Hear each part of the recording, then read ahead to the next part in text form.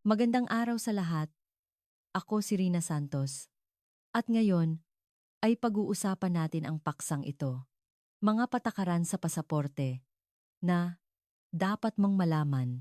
Sumusumpa ako na 90% ng mga tao ay nakagawa ng pagkakamaling ito o hindi man lang napansin ang problema. Ang nakita mong pamagat ay ang pinakabagong regulasyon sa pasaporte. Mabilis na suriin bago ka maglakbay sa ibang bansa. Ang pasaporte na may kulang sa isang bagay, kahit hindi pa expired, ay hindi maaaring makapasok. Baka iniisip mong nagbibiro lang ako. Ang pasaporte ko ay malinaw na mayroon pang 1 taon bago mag-expire. Paano mangyayari na hindi ako papasukin? Hindi ba't kung hindi pa expired ay valid pa? Kung ganoon nga ang iniisip mo, kailangan mong basahin ang buong artikulong ito dahil ang ganoong pag-iisip ang nagdulot ng pagkabigo sa napakaraming tao sa airport. Isipin mo ang tagpong ito. Sabik mong plinano ang iyong bakasyon. Sa loob ng kalahating taon, nag-book ng magandang hotel. Doli-taal, doli-taali-taal, nag-apply ng leave. Umupo sa eroplano ng mahigit 10 oras. Pagod na pagod. At ang resulta ay sa immigration counter. Walang damdaming tiningnan ng opisyal ang iyong pasaporte. Tapos ay marahang pinukpok ng lapis at sinabing, paumanhin, hindi ka makakapasok. 9. 9. Bakit? Hindi pa expired ang pasaporte ko. Tama, ngunit may kulang ito. Sa sandaling iyon, ang buong bakasyon, lahat ng pera, lahat ng iyong mga inaasahan, ay biglang naglaho na parang usok. Ang tanging pagpipilian mo ay ma-deport sa orihinal na flight. Iyon ang magiging pinakamahaba at pinakamahihiyang flight sa mundo. Hindi ito pananakot. Ito ay isang trahedya na nangyayari araw-araw sa mga pangunahing paliparan sa buong mundo. At ang nawawalang bagay na iyon ay hindi isang high-tech na bagay na hindi mo pa nakita. Ito ang mga hindi nakikitang mamamatay tao na pinakamadali nating balewalain. Ngayon, ilalantad ko ang lahat ng mga bitag na ito tungkol sa pasaporte minsan at para sa lahat. Ipaaalam ko sa iyo kung bakit ang isang pasaporte na hindi pa expired ay maaari lamang maging isang walang kwentang piraso ng papel. Una, ang nawawalang bagay. Natitirang panahon ng bisa. Diretso tayo sa punto. Ang una at pinakamapanganib na maaring kulang sa iyong pasaporte ay ang 6 na buwang bisa. Ano ang ibig sabihin nito? Napakasimple. Karamihan sa mga bansa sa mundo, lalo na ang mga sikat na destinasyon ng turista na madalas mong pinupuntahan, tulad ng mga bansa sa Southeast Asia, tulad ng Thailand, Vietnam, Japan, South Korea, mga bansa sa Schengen area sa Europe, Bundalimanasa, Bundalimanasa, Bundalimanasa, Bundalimanasa, Turkey, at United Arab Emirates, ay mayroong nakatagong panuntunan o mas tama ay isang malinaw na panuntunan na hindi mo napapansin. Kapag ikaw ay papasok, ang natitirang bisa ng iyong pasaporte ay dapat na hindi bababa sa 6 na buwan. Magbibigay ako ng halimbawa upang lubos mong maunawaan ang pinsala nito. Ipagpalagay na ang iyong pasaporte ay mag-expire sa Enero 1, 2026. Nag-book ka ng tiket sa eroplano sa Disyembre 1, milyon 2,000 para magbakasyon ng 1 linggo. Babalik ka sa Disyembre 8. Kinakalkula mong mag-expire ang iyong pasaporte sa Mayo 2026. Ngayon ay Disyembre 2025 pa lang. Kaya mayroon ka pang 5 buwan. 1 linggo lang ako, sapat na iyon. Maling-mali. Pagdating mo sa immigration ng destinasyon sa Disyembre 1, nakita ng opisyal ng immigration na ang iyong pasaporte ay mayroon na lamang 5 buwan na bisa. Hindi sumusunod sa regulasyon na dapat ay mayroong 6 na buwang bisa sa pagpasok. Boom! Hindi ibibigay ang entry stamp at tatanggihan kang makapasok kaagad. Maaari mong sabihin, 1 linggo lang ako mananatili. Tinitiyak kong aalis ako bago mag-expire ito ng 4 na buwan. Sasagutin ka ng immigration. Ang regulasyon ay regulasyon. Bakit mayroong ganoong mahigpit na regulasyon? Subukang isipin, paano kung mayroon kang hindi inaasahang insidente sa ibang bansa? Halimbawa, isang biglaang malubhang sakit o aksidente sa sasakyan na nagdulot ng iyong pagkakaratay sa ospital na pumipigil sa iyong pag-alis ayon sa plano? Kung mananatili ka hanggang sa mag-expire ang iyong pasaporte, magiging ilegal na residente ka na magdudulot ng malaking problema sa pamamahala para sa lokal na Immigration Bureau. Sa makatuwid, upang maiwasan ang panganib na ito sa simula pa lang, direktang nagpapatupad ang mga ahensya ng imigrasyon ng isang pangkalahatang panuntunan. Ano man ang iyong balak na tagal ng pananatili, kung ang iyong pasaporte ay hindi sapat ang bisa ng 6 na buwan, automatiko nilang ipapalagay na nasa panganib kang manatili ng lampas sa itinakdang panahon at hindi ka nila papasukin. Hindi pa iyan ang pinakamasama. Ang pinakamasama ay baka hindi ka pa makasakay sa eroplano. Iniisip mong pagdating mo lang doon ka haharangin? Hindi. Sa airport pa lang ng iyong pag-alis, kapag kinakailangan ng check-in ang airline staff, ang unang gagawin nila ay suriin ang iyong pasaporte. Kapag iniskan nila ang impormasyon, agad nalilitaw ang pulang babala sa sistema. Ang pasaporte ng pasahero ay hindi sapat ang bisa ng 6 na buwan, hindi sumusunod sa regulasyon sa pagpasok ng destinasyon. Alam mo ba kung bakit napakamaingay ng mga airline? Dahil kung papayagan kanilang lumipad at ang resulta ay ma-deport kapag dating mo, ang presyo ng tiket upang ibalik ka, kasama ang malaking multa mula sa lokal na Immigration Bureau na maaaring umabot sa libo-libo o kahit 10,000 dolyar, ay babayaran ng airline na iyon. Sa tingin mo, ipagsasapalaran ng airline ang ganoong panganib para lang sa iyo? Kaya sa airport pa lang ng iyong pag-alis, tatanggihan ka na nila, hindi ka man lang makakalabas ng departure lounge. Agad na magtatapos ang iyong bakasyon. Iyon ang dahilan kung bakit tinatawag ko itong pinakamamatay na bitag, dahil wala ka ng pagkakataon para itama. Kaya ano ang dapat mong gawin ngayon? Agad mong kunin ang iyong pasaporte at tingnan ang petsa ng pag-expire.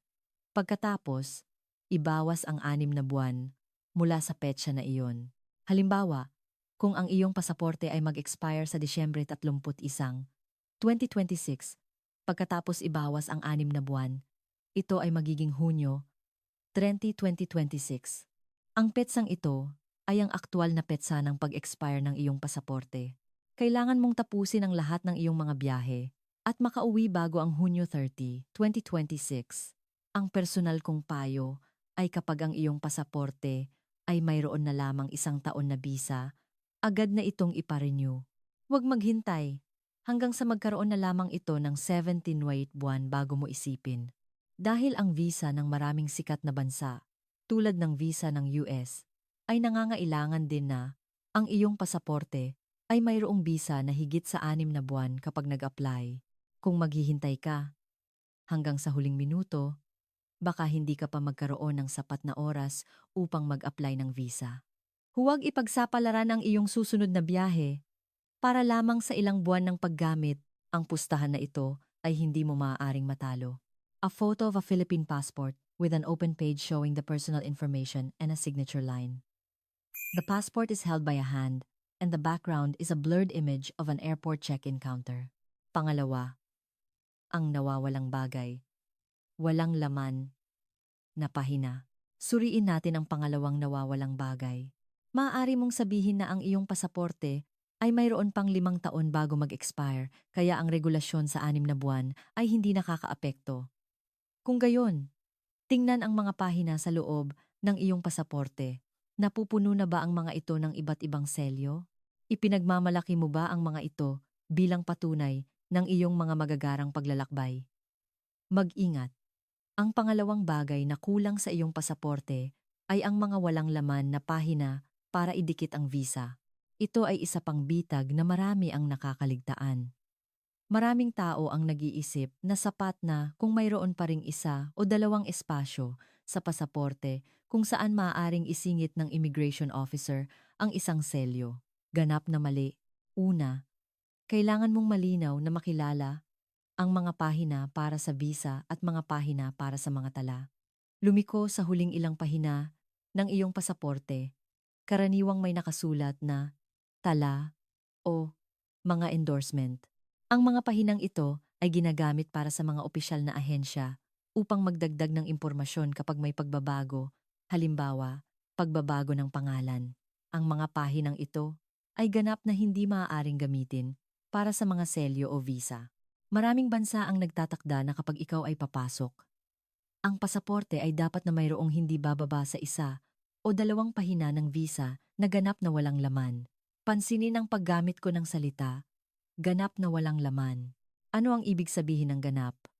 Nangangahulugan ito na ang buong pahina ng papel, mula sa itaas hanggang sa ibaba, mula sa kaliwa hanggang sa kanan, ay dapat na malinis.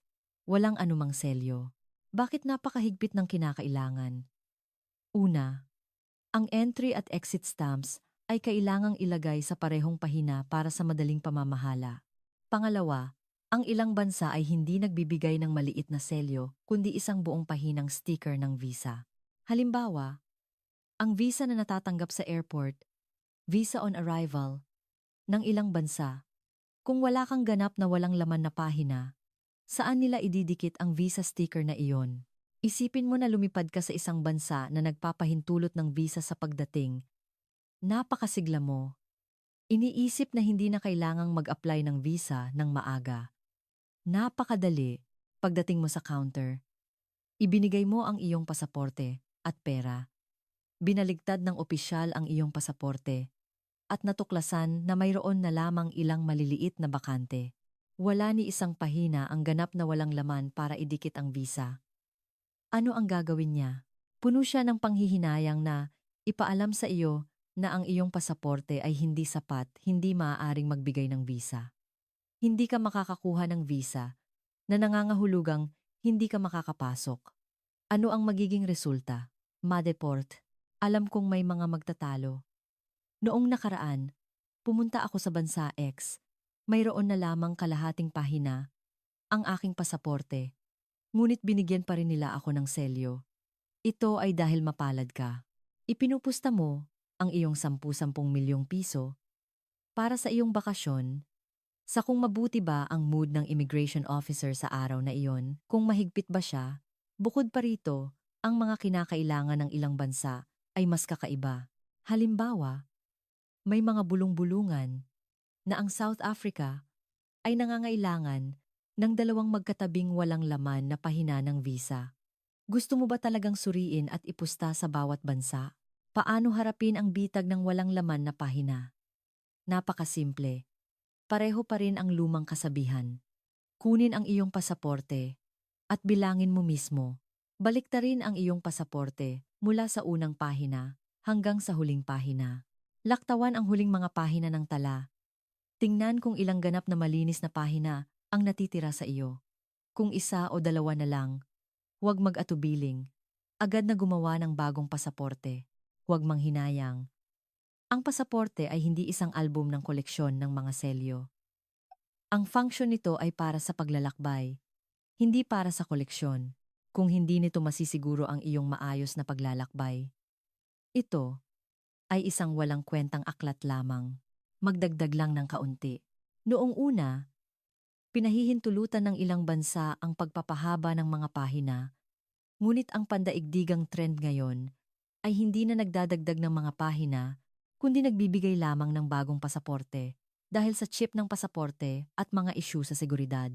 Kaya, huwag isipin ang pagdaragdag ng mga pahina.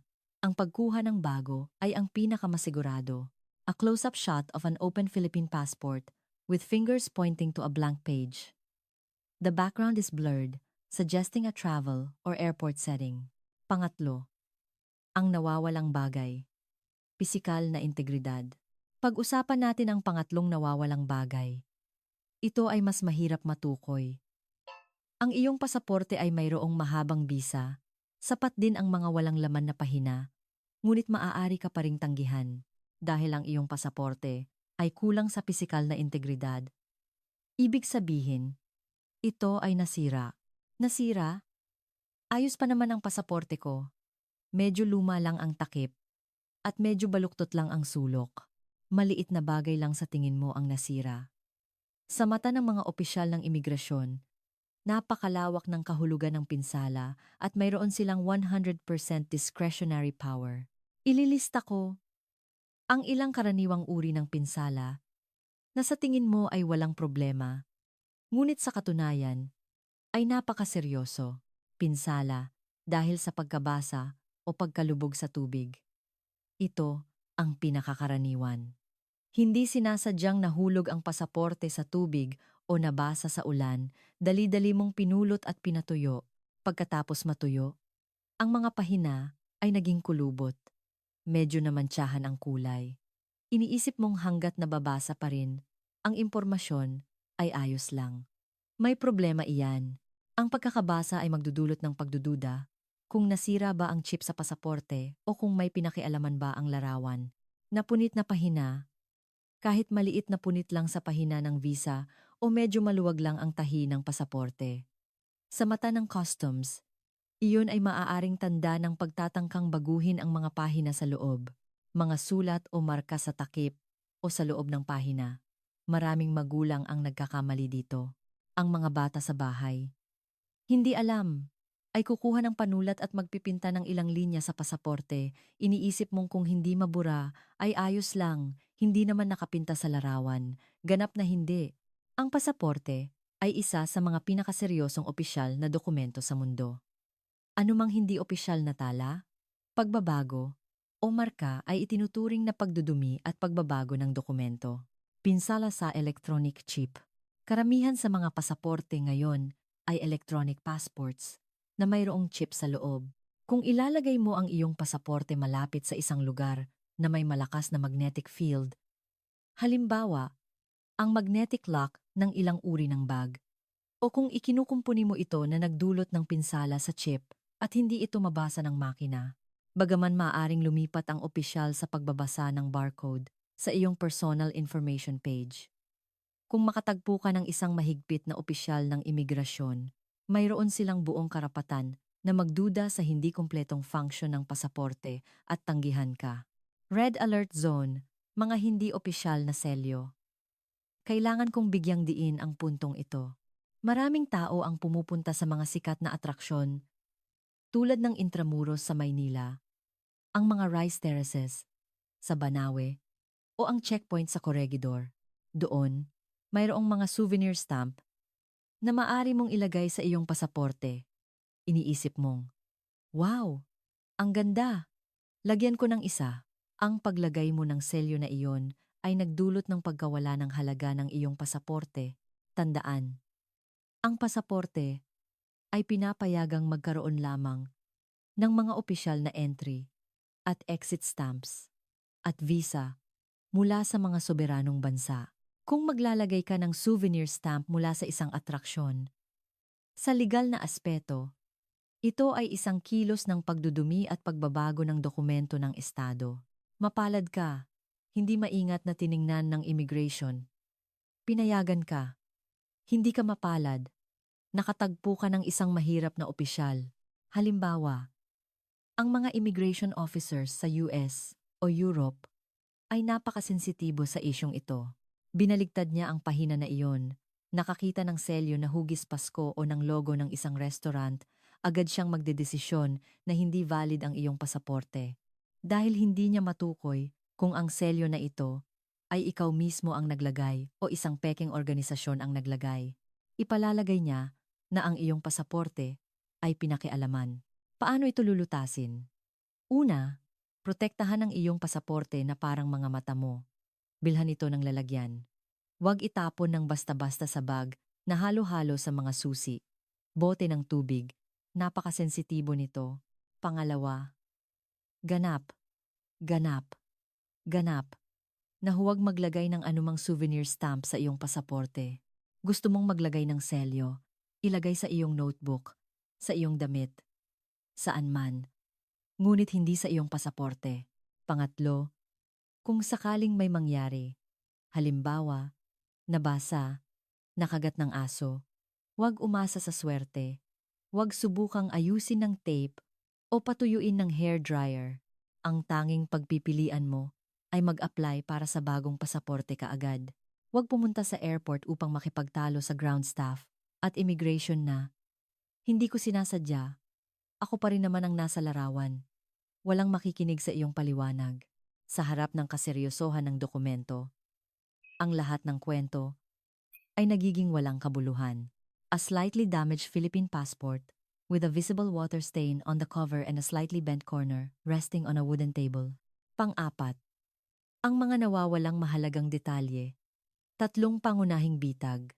Ang 30 puntos sa itaas oras, espasyo, at integridad ay ang pinakamalaking bitag. Ngunit mayroon pa ring ilang nakatagong nawawalang bagay na may parehong mapanirang kapangyarihan. Kulang ang iyong pasaporte ng pirma. Ano? Kailangan din bang pirmahan ang pasaporte? Ngayon, suriin mo agad ang iyong pasaporte. Ang pasaporte ng maraming bansa, tulad ng US, Japan, Taiwan, ay mayroong section para sa pirma ng may-ari ng pasaporte sa tabi ng personal information page o sa isang pahina. Kailangan mong gamitin ang iyong panulat upang lagdaan ang iyong pangalan doon. Maraming tao ang nakakakuha ng bagong pasaporte. Masyadong masaya at hindi napapansin ang seksyong ito kung ito ay blanco. Sa legal na aspeto, ang isang pasaporte na walang pirma ay isang dokumento na hindi pa valid. Magkakaroon ka ng problema sa maraming lugar. Halimbawa, kapag nag-swipe ka ng credit card sa ibang bansa, hihilingin sa iyo ng nagbebenta na magpakita ng ID upang itugma ang pirma. Ang iyong pasaporte ay blanco. Sa airport, ang isang mahigpit na airline staff na makakita na hindi ka pa nakapirma ay may karapatang hilingin sa iyo na pumirma ka agad. Kung hindi siya masaya, maaari pa siyang magbigay ng dahilan na hindi kumpleto ang dokumento upang tanggihan ka sa paglipad. Agad na suriin. Kung ang iyong pasaporte ay mayroong seksyon ng pirma at blanco pa rin, gamitin ang itim na tinta upang pirmahan ang iyong pangalan sa Filipino o Ingles. Pinakamabuting itugma ang phonetic name sa pasaporte. Kulang ang iyong pasaporte ng kinakailangang electronic permit. Ito ang pinakabagong uri ng bitag na pinakamarami sa mga tao ang nakakaranas ngayon. Maraming tao ang nag-iisip na kung ang isang bansa ay nagbibigay sa iyo ng visa exemption, nangangahulugan na maaari ka lamang lumipad doon, dala ang iyong pasaporte. Ito ay ang pinakamalaking maling akala ng ika-21 siglo. Sa kasalukuyan, mayroong isang bagay na tinatawag na electronic travel authorization na laganap sa buong mundo. Maaaring narinig mo na ang mga English acronym. Ang pagpunta sa US ay tinatawag na ESTA. Ang pagpunta sa Canada ay tinatawag na ETA. Ang pagpunta sa Australia ay tinatawag na ETA. Ang pagpunta sa New Zealand ay tinatawag na NZTA. Ang pagpunta sa South Korea ay tinatawag na KETA at sa lalong madaling panahon, ang pagpunta sa Schengen area ng Europe ay magiging ETIAS. Ang mga ito ay hindi visa, ngunit kasing halaga sila ng visa. Ito ay isang pre-screening system.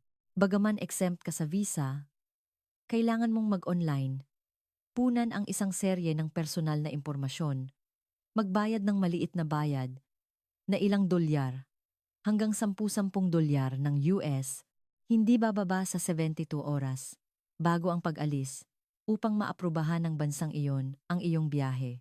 Kung kulang ka sa electronic permit na ito, sa tingin mo ay visa exempt ka, masaya kang pupunta sa airport.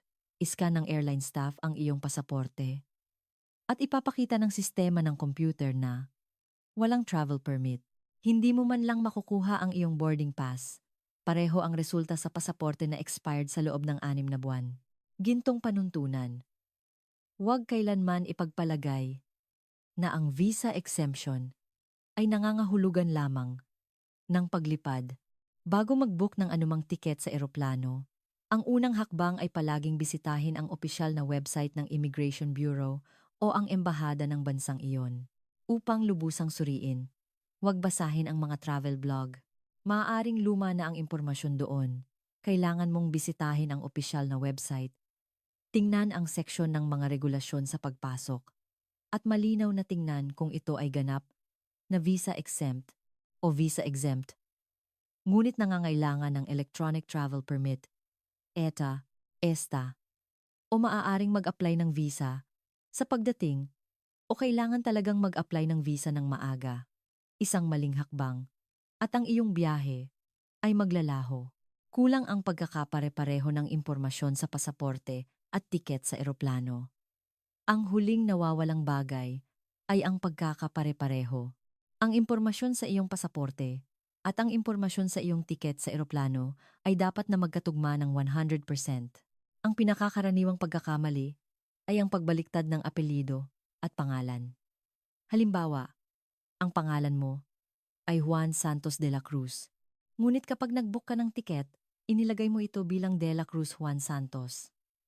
Problema sa middle name. Walang middle name ang pasaporte ngunit idinagdag mo ito kapag nag-book ng tiket o mayroon ang pasaporte, ngunit nakalimutan mo, pagbabago ng apelyido, pagkatapos ng kasal. Ang iyong pasaporte ay mayroon pa ring lumang apelyido, ngunit ginamit mo ang bagong apelyido upang mag-book ng tiket. Isang maling baybay. Kahit maliit lang ang pagkakaiba, may karapatan ang airline na tanggihan kang sumakay sa eroplano dahil sa sistema. Ang iyong tiket sa eroplano at dokumento ay para sa dalawang magkaibang tao. A screenshot of an online flight booking page, highlighting a discrepancy between the name on the booking and a sample Philippine passport information. Ang iyong checklist ngayon, sapat na ang mga babala. Ibubuod ko ang mga nawawalang bagay na ito sa isang checklist na kailangan mong kumpletuhin bago umalis. Suriin ang 6 na buwang oras bago umalis. Suriin kung gaano katagal pa valid ang aking pasaporte. Kung 1 taon na lang, agad na itong iparenew. Kapag nagbubook ng ticket, suriin kung ang bansang pupuntahan ko ay nangangailangan ng 6 na buwan o 3 buwan na bisa. Laging kunin ang 6 na buwan na pamantayan para sa pinakamasigurado. Suriin ang 3 buwang espasyo bago umalis. Buksan ang pasaporte at bilangin kung ilang ganap na walang laman na pahina ang natitira sa akin pamantayan. Kung mas mababa sa 3 pahina, agad na iparenew. Huwag ipagsapalaran.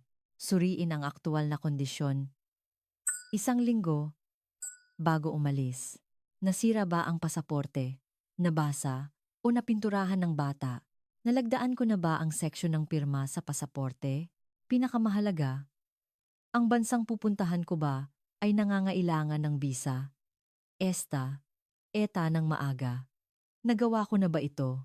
Ang pangalan sa aking tiket sa eroplano ba ay eksaktong tumutugma sa bawat titik sa aking pasaporte?